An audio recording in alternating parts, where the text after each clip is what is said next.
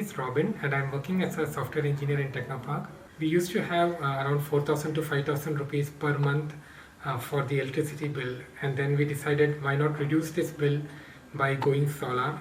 We were always interested in looking out for a solar option or a solar alternative for the house.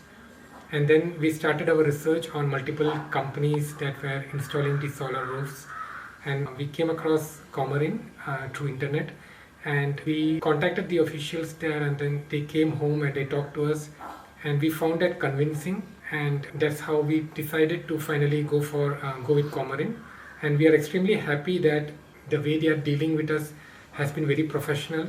And after that, I think we are getting around 40 kilowatts per day as the electricity production, and we are satisfied with that. We don't have to pay even a single rupee for the electricity bill right now.